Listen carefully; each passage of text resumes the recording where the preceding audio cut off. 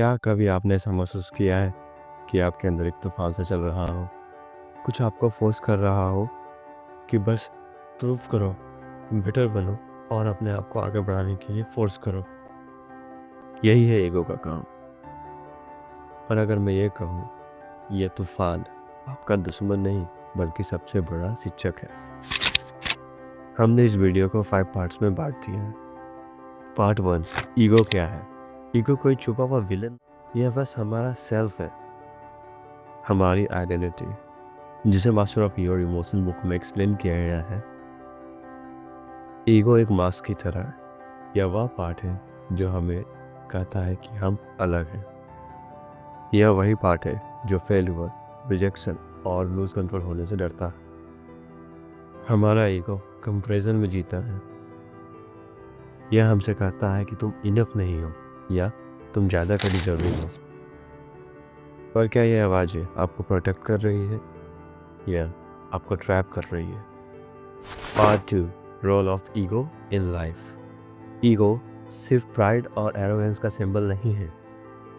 यह वह driving force है जो आपको अपने ड्रीम को अचीव करने के लिए फोर्स करता है, आपके एम के लिए फोर्स करता है। विदाउट ईगो ना तो भूख की चाह होती है और ना ही ग्रोथ होता है। यह वह आग है जो आपको आगे बढ़ाने के लिए फोर्स करता है। Part 3, when ego uncontrolled. क्या आपने ऐसी लड़ाई लड़ी है जहां आपको जीतना जरूरी लगता हो।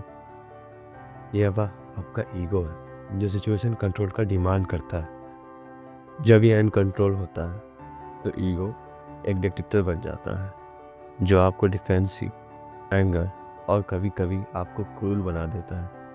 ये मैं वर्सेस वेलो के इल्यूजन में जीता है। पर सच ये है कि ईगो की रक्षा करने की ज़रूरत अक्सर लोगों से दूर कर देता है और खुद को अकेला महसूस करवाता है। Part 4, why we need ego but in balance. अब ट्विस्ट ये है, ईगो को डिस्ट्रॉय करना सोल्यूशन नहीं है। यह कुछ ऐसा है जो आपको मास्टर करना होगा।